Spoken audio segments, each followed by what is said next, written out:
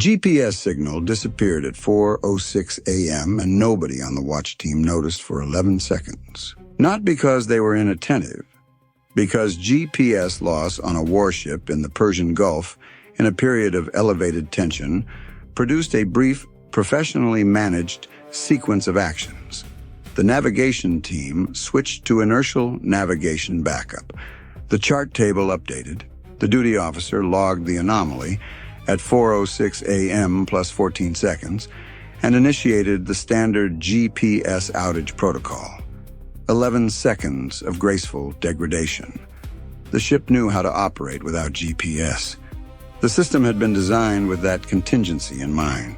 What the ship had not been designed for was what happened next. The GPS outage was not a satellite anomaly. It was not a system fault. At 4:06 a.m., a shore-based jamming array on the Iranian coast at Bandar Abbas, 94 kilometers to the north, had activated across the L1 and L2 GPS frequency bands simultaneously with enough power to suppress GPS signal across a 200-kilometer radius centered on the Strait of Hormuz and the eastern Persian Gulf. Every receiver within that radius, commercial ships, aircraft, the ship's own navigation system, and more importantly its weapons systems, was receiving noise where the GPS signal had been. The implications for navigation were manageable. The implications for the weapons inventory were not. The SPY-6 radar detected the first contacts at 4:07 a.m., 35 airborne platforms bearing 015 to 038, range 88 kilometers, altitude 550 meters, speed 185 kilometers per hour. Profile consistent with Shahed 136 fixed-wing one-way attack UAVs, launched from the Iranian coast in the preceding 12 minutes in 3 staggered subgroups of approximately 11 to 12 platforms each. The subgroups were on slightly different bearings and had staggered launch times, Group 1 leading by 4 minutes, Group 2 behind by 4 minutes, Group 3 a further 4 minutes behind. A sequential approach designed to arrive at the ship's defensive rings in overlapping waves rather than a single mass. The weapons officer ran the engagement solution the fire control system generated and stopped at the second line. ESSM guidance mode, GPS-INS plus semi-active radar. GPS input unavailable. Mode fallback, semi-active radar only. The ESSM, the Evolved Sea Sparrow missile, used a combined guidance architecture in its terminal phase. Primary, GPS-aided inertial navigation for the mid-course phase, placing the missile in the correct engagement basket, followed by semi-active radar homing in the terminal phase against the fire control illuminator signal, reflecting off the target. Secondary, if GPS was unavailable, the missile relied on inertial navigation alone for mid-course guidance, which accumulated drift at a rate that placed the terminal phase search basket in the correct general area, but with a positional uncertainty of approximately 40 to 80 meters rather than the 8 to 15 meters achievable with GPS correction. 40 to 80 meters of positional uncertainty in terminal phase, against a target with a radar cross-section of 0.03 square meters at 50 to 200 meters altitude, maneuvering at 185 kilometers per hour. A terminal basket offset of 40 to 80 meters was the difference between a proximity fuse detonation within lethal radius and a proximity fuse detonation that missed. Published ESSM hit probability against a Shahed profile target in standard conditions, 82 to 86%. With GPS guidance degraded to inertial only, the weapons officer did not have a published figure because this specific degradation mode against this specific target type had not been formally tested.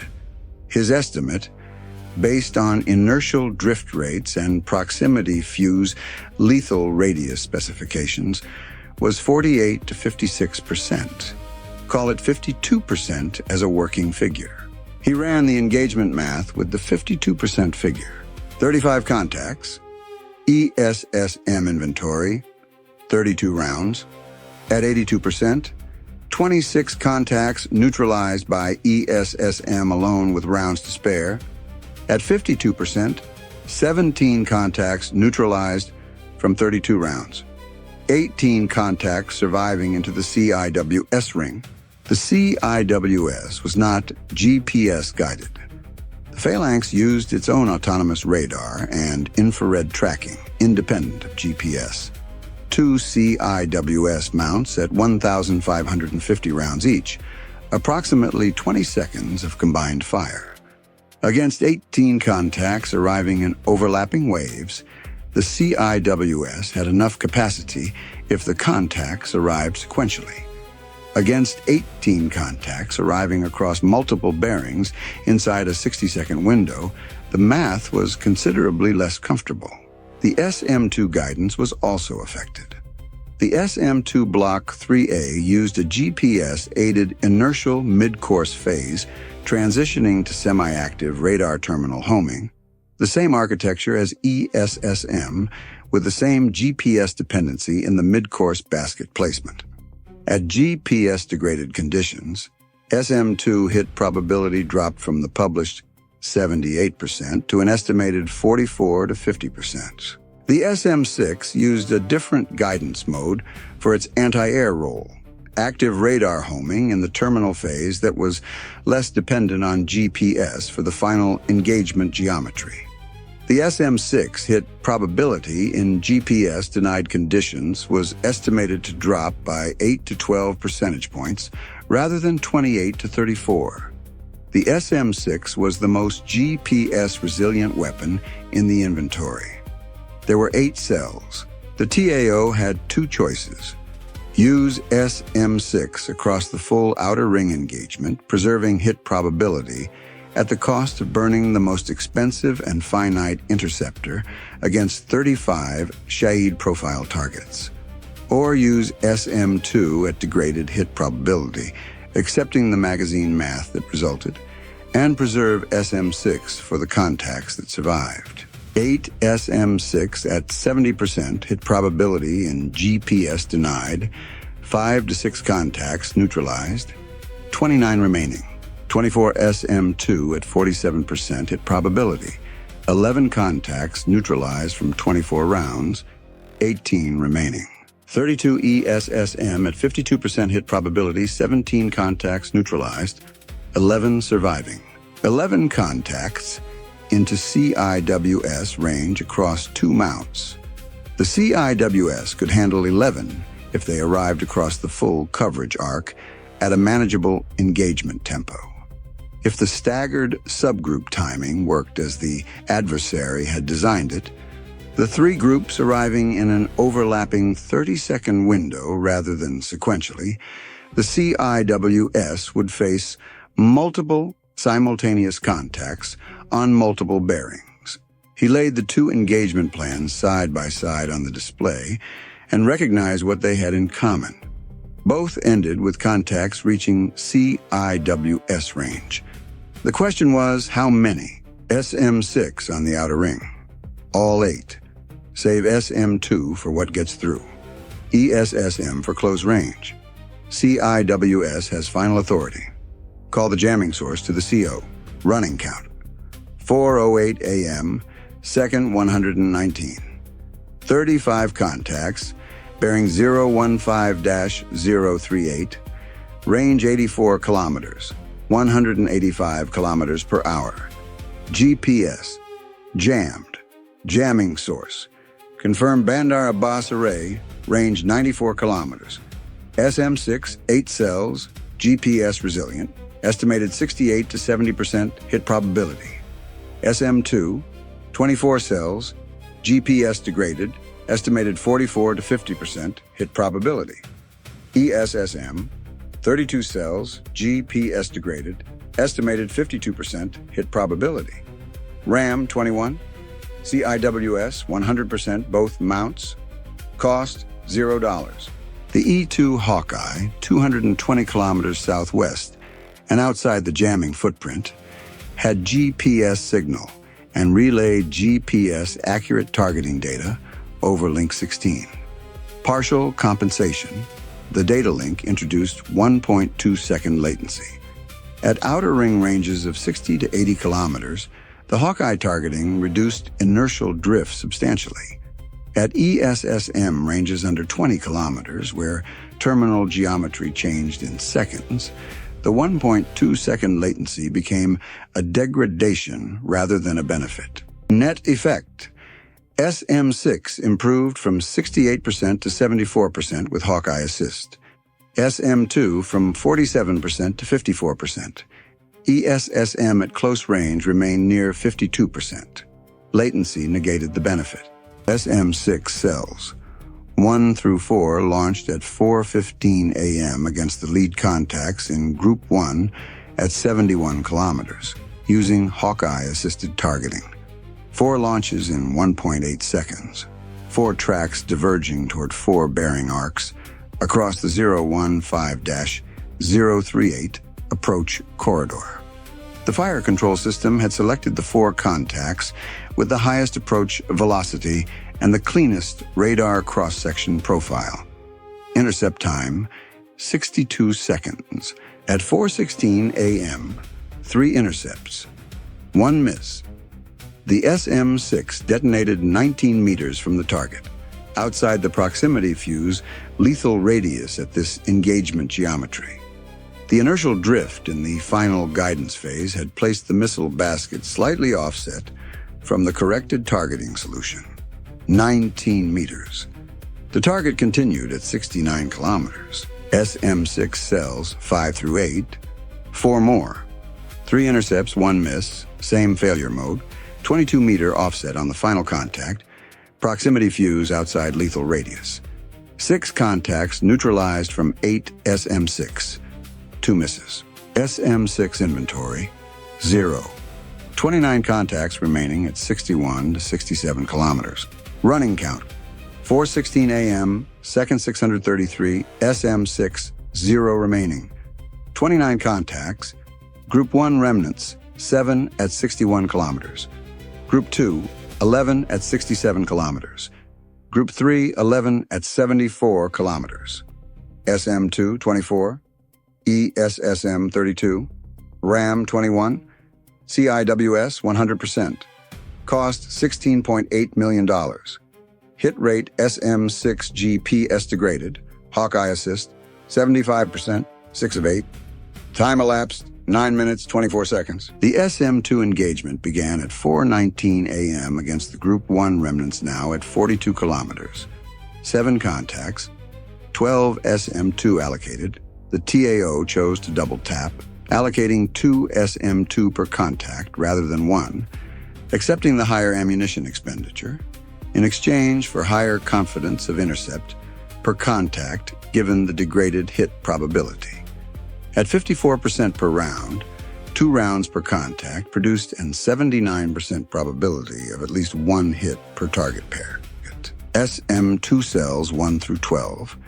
12 launches in a 5.1 second sequence against 7. Group 1 contacts between 40 and 44 kilometers. Contact 1, 2 SM2, 1 intercept. Contact 2, 2 SM2, 1 intercept. Contact 3, 2 SM2, both missed. The contact had descended to 80 meters altitude between the 2 engagement windows, and the degraded inertial basket on both rounds was set for 200-meter altitude approach. The altitude descent created a basket offset that neither round corrected for. Contact 3 survived. Contact 4, 2 SM2, 1 intercept. Contact 5, 2 SM2, 1 intercept. Contact 6 and 7, 2 SM2 allocated, both fired at Contact 6. The fire control queue sequenced them incorrectly against a single contact, leaving Contact 7 without engagement. Contact 6 intercepted. Contact 7 survived. 5 contacts neutralized from 12 SM2. 2 survived. Contact 3 at 80-meter sea-skimming altitude, and Contact 7 from the fire control sequencing error.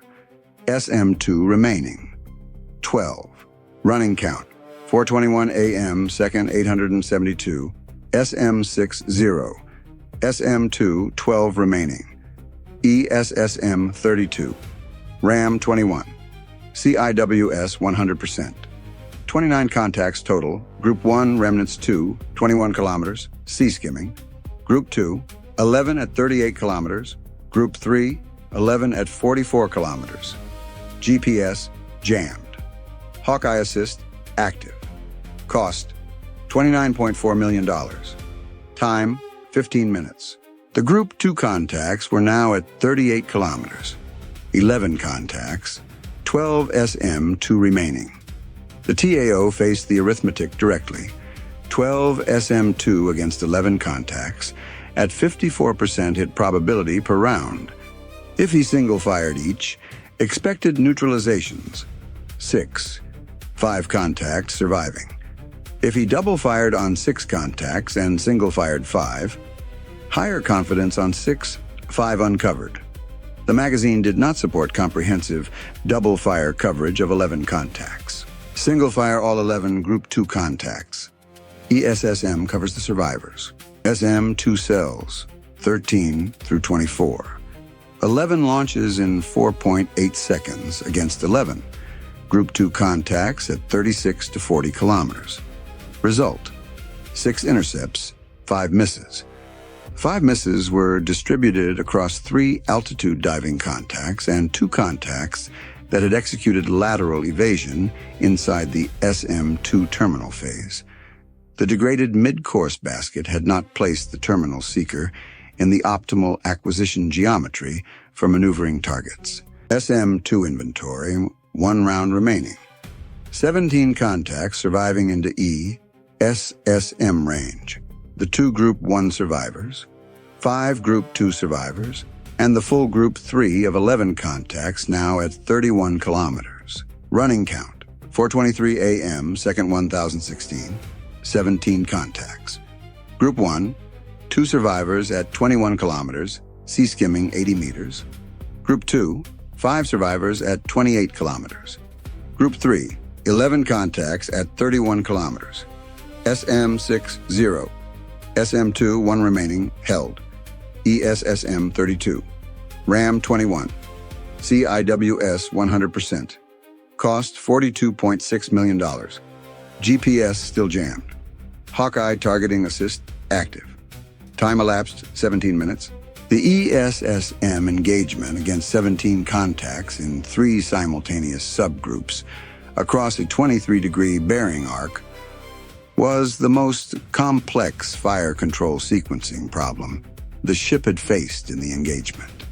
The 2 Group 1 survivors were at 21 kilometers, already inside ESSM range and closing fast. The 5 Group 2 contacts were at 28 kilometers. The 11 Group 3 contacts were at 31 kilometers. The fire control system had to manage engagement queues across 3 simultaneous range bands with a degraded 52% hit probability per round, knowing that missed contacts continued closing and would arrive at CIWS range during the engagement.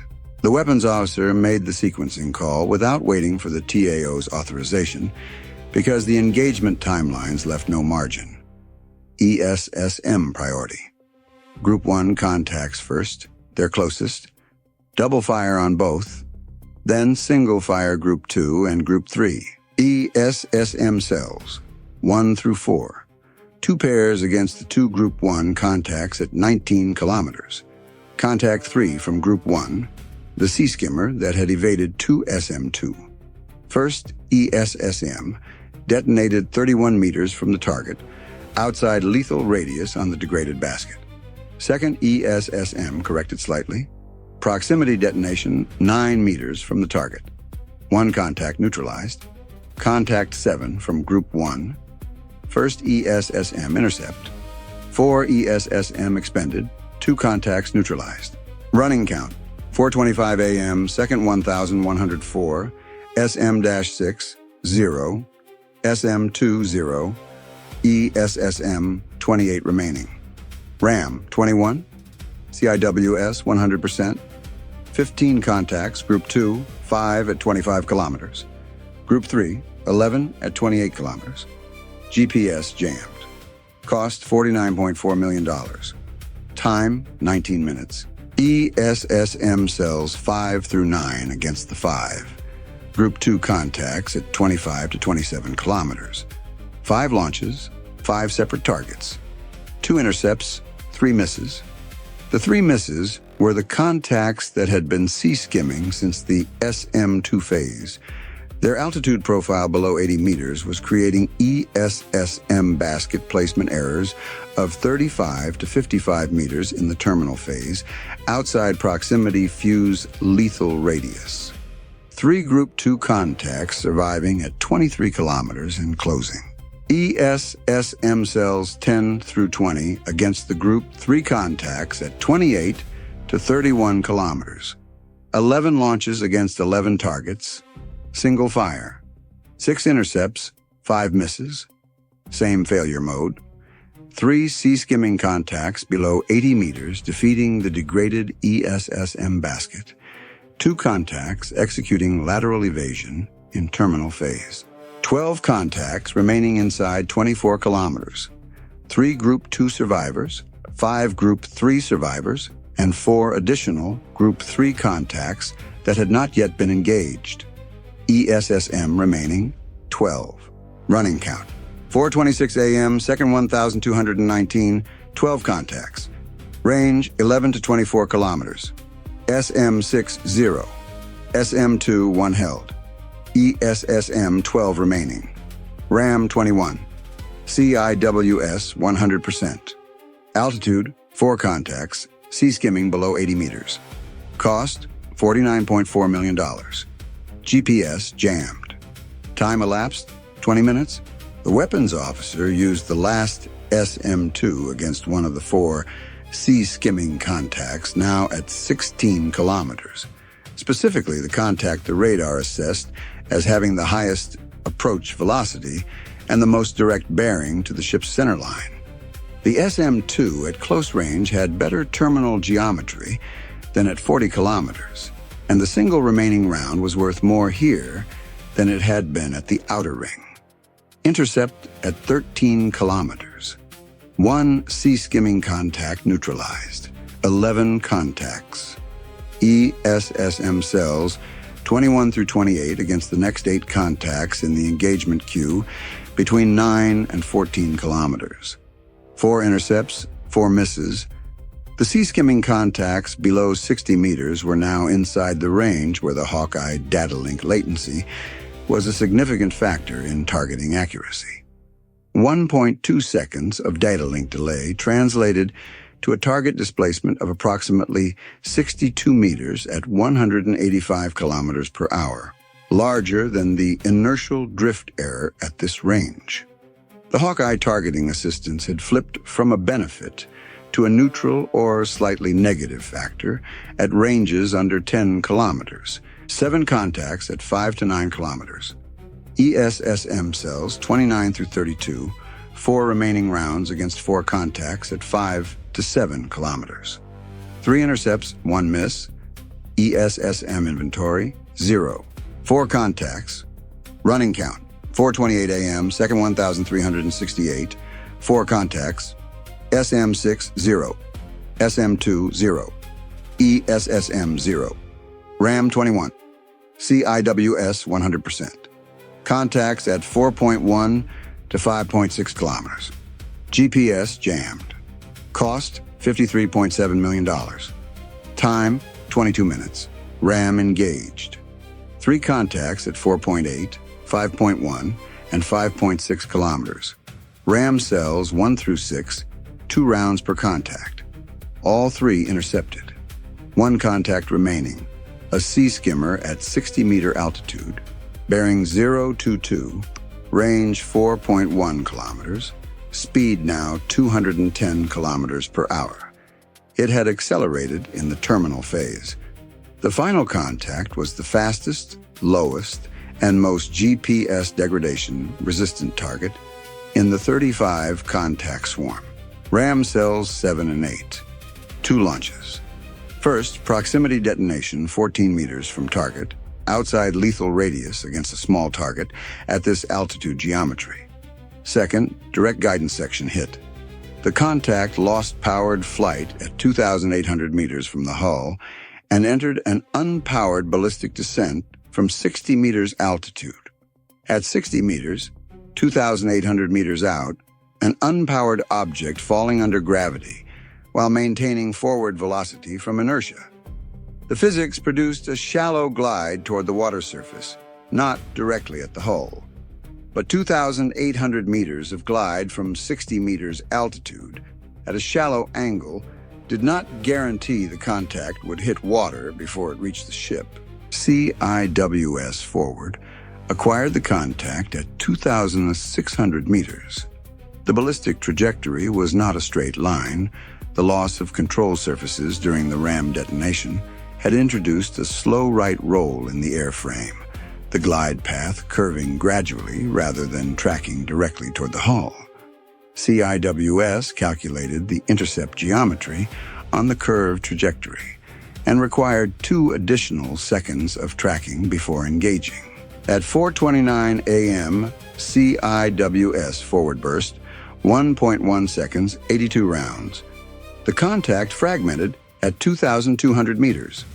The 40-kilogram warhead initiated in the fragmentation cloud, a compressed flat detonation above the waterline. The pressure wave reaching the hull at 2,200 meters as a minor physical event felt as a brief vibration through the deck but producing no structural effect. Fragments scattered across a 75-meter radius and reached the forward hull above the waterline in a pattern that the damage control team would spend the next hour cataloging. The engagement was over. Running count: 4:29 a.m., second 1,412, all 35 contacts. Neutralized: CIWS forward, 94%, CIWS aft, 100%, SM6, 0, SM2, 0, ESSM, 0, RAM, 13. Hull, warhead detonation, 2,200 meters, fragment pattern forward hull above waterline. GPS still jammed. Cost, $54.1 million.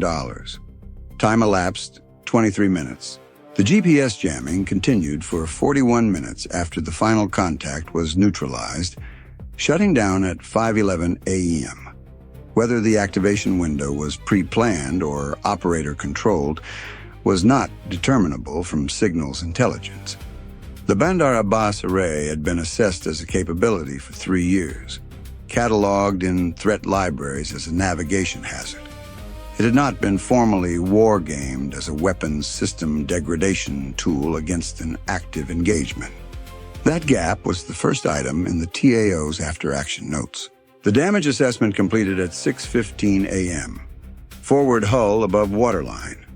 11 fragment impacts, the largest penetrating the forward berthing space through a thin hull plate, section 0.9 meters above the waterline. The penetration was above the waterline and above the watertight deck. No flooding risk, cosmetic and structural repair needed but not urgent. One crew member in the forward berthing space at time of impact had minor lacerations from the plate deformation and a fragment that entered through the penetration. Treated, returned to duty within 3 hours. All ship systems fully operational. GPS signal restored at 5:11 a.m. and confirmed stable. The magazine assessment read at 6:17 a.m. produced a specific silence that the watch team recognized from prior engagements and had not yet fully acclimated to, because the number sequence was the same every time and the implication was the same every time, and neither fact made the implication easier to sit with. SM6, 0 of 8. SM2, 0 of 24. ESSM, 0 of 32. RAM, 13 of 21 remaining. CIWS forward, 94%. CIWS aft, 100%. 3 missile systems fully expended. Outer ring gone. Middle ring gone. The ship was operating on RAM and CIWS. Against another GPS-jammed saturation engagement, in the next 4 days, the ship had 13 ram rounds and 2 CIWS mounts.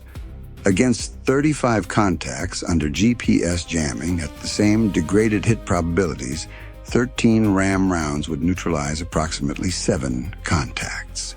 CIWS with full magazines could handle 10 to 15 additional contacts sequentially. Against 35 contacts, the defense would fail at approximately 15 to 18 surviving contacts, reaching hull proximity. The supply officer assembled the accounting at 8 a.m. 35 Shad 136 platforms at $20,000 average, $700,000. Shore-based GPS jamming array. The array itself was a fixed infrastructure asset whose cost was amortized across its operational life and not meaningfully attributable to a single engagement. But the marginal cost of activating it for 49 minutes was negligible. Fuel, maintenance cycle advancement, operator time. Call it $15,000 in marginal operational cost. Total adversary marginal cost for this engagement, $715,000. If the jamming array was attributed at replacement cost amortized across its operational life, estimate $1.8 million total. U.S. munitions expended. 8SM-6 at $2.1 million to $16.8 million. 24 SM-2 at $1.2 million to $28.8 million. 32 ESSM at $450,000 to $14.4 million. 8 RAM at $900,000 to $7.2 million. CIWS, $6,000. Total, $67.2 million. Exchange ratio on marginal adversary cost, 94 to 1, the highest of any engagement in this analysis series. Exchange ratio on fully attributed adversary cost, including array amortization, 37 to 1. The weapons officer sat in the weapons control space and looked at the ESSM display. 32 cells, all expended. 16 contacts had penetrated through the ESSM layer. 16 contacts that would have been stopped by ESSM at standard hit probability had survived because the GPS signal 60 kilometers above the ship was being suppressed by a transmitter on the Iranian coast. The Bandar Abbas jamming array had not fired a single round. It had cost the U.S. defense $31.8 million in additional interceptor expenditure, the extra rounds required to compensate for the degraded hit rate across all 3 missile systems by simply transmitting noise on 2 frequency bands, a radio transmitter. It had cost the defense $31.8 million in extra missiles. The second item, GPS jamming, had been activated simultaneously with the drone launch, coordinated or coincidental. The signal's intelligence did not resolve it. If coordinated, the adversary had demonstrated an integrated fires concept combining electronic warfare with kinetic saturation in a way that multiplied the effectiveness of both. 35 platforms without jamming, manageable. Jamming without platforms, navigational inconvenience.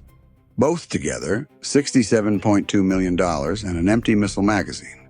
The third item was the shortest. The Bandar Abbas array was still operational. Resupply, 4 days. The array could activate again tomorrow. The ship could not answer with the same magazine tomorrow. Emergency resupply transmitted at 6:44 a.m. Full VLS reload plus RAM. ETA 4 days. Engagement summary. Persian Gulf 4:06 a.m. to 4:29 a.m. local. GPS denied 4:06 a.m. Jamming array confirmed Bandar Abbas, 94 kilometers range. Inbound contacts, 35 Shahed 136 one-way attack platforms in 3 staggered subgroups. Contacts neutralized, 35, 0 hull impacts from contact warheads, 1 warhead detonation at 2,200 meters, fragment impact forward hull above waterline.